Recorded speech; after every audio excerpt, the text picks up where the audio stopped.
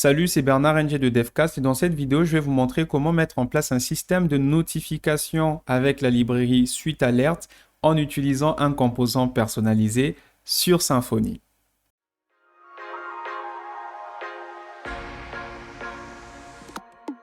En développant nos applications, il est important de donner un feedback visuel à nos utilisateurs lorsqu'ils utilisent notre application pour qu'ils sachent si une action s'est bien passée ou pas. Pour ce faire, on peut utiliser la fonctionnalité de message flash disponible sur Symfony nativement. J'ai créé donc ici un petit projet et un contrôleur main à l'intérieur duquel, si j'étends de l'abstract controller, j'ai la méthode 10addFlash disponible et l'abstract controller du framework bundle évidemment.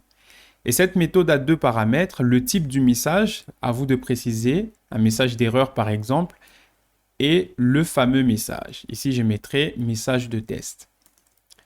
Ce message sera stocké dans la session et sera effacé une fois que l'utilisateur l'aura vu. Si je me rends sur ma page et que j'actualise, évidemment, rien ne va s'afficher, mais si je vais dans mon profiler dans la partie Flashes, vous allez voir que j'ai une clé error et un message sous forme de tableau.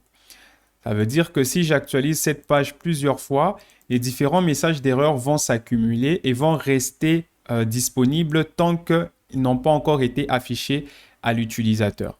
Et comme ça, je peux créer plusieurs clés. Je peux définir un autre message, un message de succès par exemple, avec la même chose, success. Et si j'actualise la page à nouveau, vous allez vous rendre compte que j'ai maintenant deux types de messages flash, une clé error et une clé success. Pour pouvoir les afficher dans notre vue, donc ici je vais me rendre dans le fichier index.html.twig, on a accès à une variable super globale app. Dessus, nous avons une méthode flashes qui nous permet de récupérer les messages en fonction d'une clé. Et comme c'est stocké dans un tableau, je vais devoir parcourir ce tableau-là. Donc pour chaque message, donc ici ça sera for, pour chaque message se trouvant dans flashes de la clé qui correspond à error, je vais venir afficher ces messages-là avec un simple paragraphe. Et je peux faire la même chose pour les messages de succès. Ceci fait, si j'actualise ma page, vous allez voir que tous les messages vont s'afficher, il y en a plusieurs. Et si je reviens dans mon profiler, vous verrez qu'il n'y a plus de messages stockés parce qu'ils ont été affichés.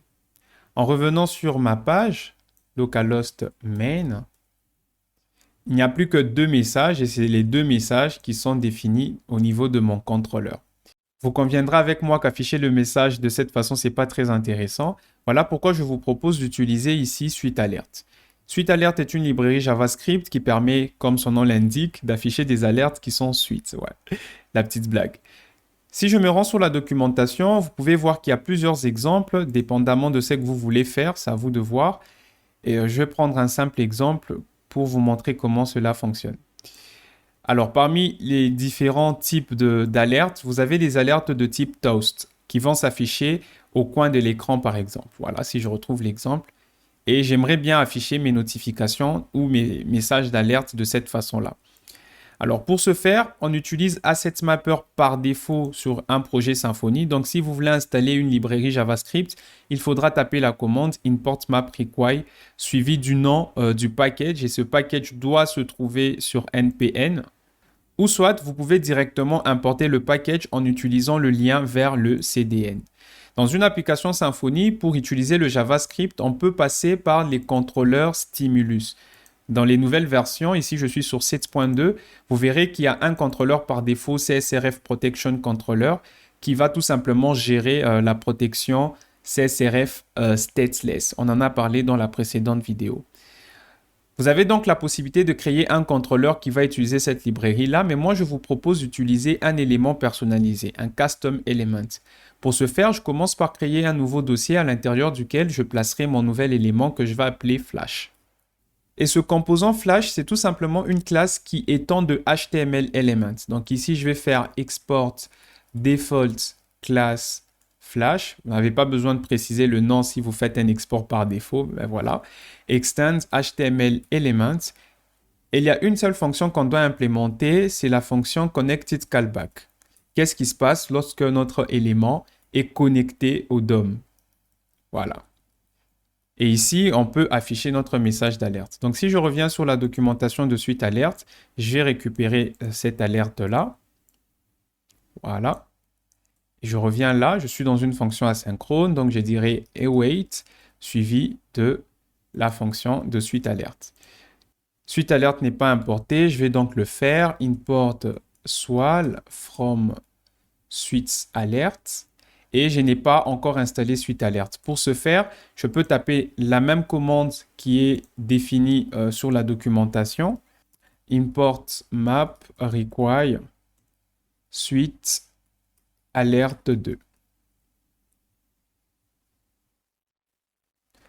Une fois que c'est fait, ça va modifier mon fichier importmap.php et dans mon fichier JavaScript, je pourrai bien sûr l'utiliser.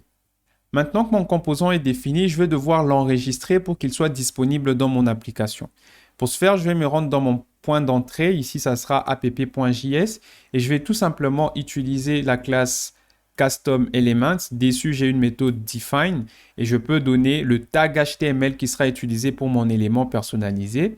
Ça sera app-flash. C'est par convention. Vous ne pouvez pas mettre directement flash, c'est possible. Mais pour éviter des potentiels conflits avec des futurs éléments HTML qui seront rajoutés, il est recommandé que ça soit écrit en 2 mots. Je ne pense même pas que ça soit possible de le faire en un seul mot. Et je veux ici importer, voilà, ma classe Flash. Je n'oublie pas l'extension pour ne pas avoir de problème avec l'import map. Dans mon fichier index.html, je peux maintenant utiliser mon nouveau élément en utilisant le tag que j'ai précisé. Ça sera app-flash. Et je vais faire la même chose pour les messages de succès. Si j'actualise ma page, vous verrez que le message de succès s'affiche et il disparaît tout vite. Alors, premièrement, ce n'est pas le message qu'on a défini. Je peux donc passer des attributs à mon élément personnalisé. Ici, je pourrais passer un attribut type qui sera de type error et un attribut message qui sera, vous l'aurez compris, le message. Je ferai la même chose pour les messages de succès. Et je peux récupérer les valeurs qui seront passées à ces attributs-là au niveau de ma classe. Donc pour ça, je peux récupérer en utilisant la méthode d'instance getAttribute.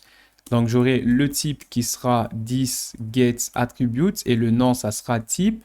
Donc comme ça, vous avez des attributs personnalisés, c'est plutôt intéressant. Et message, thisGetAttribute, message. Ensuite, vous pouvez utiliser, à la place de icône, vous pouvez utiliser le type. Après, Suite Alerte accepte certains types, donc il faudra chercher à avoir une convention pour que ça puisse fonctionner comme attendu. Et c'est tout ce que j'ai besoin de faire. Je vais ajouter la durée pour que ça soit visible. Et si je reviens sur ma page et que j'actualise, j'ai maintenant message de test comme ça a été défini dans mon contrôleur. Après, je vous laisse regarder la documentation pour designer un peu mieux. Moi, je suis tombé sur celle-là. Je vais vous mettre le code en description pour que vous puissiez avoir le même résultat. Voilà. Alors, tout ce qui change ici, c'est que vous avez la possibilité de laisser le message affiché pour un certain moment. Et si l'utilisateur glisse sa souris dessus, le message va rester affiché jusqu'à ce qu'il va hover out ou encore mouse leave la souris. Qu'est-ce que ça veut dire? Je vais réessayer.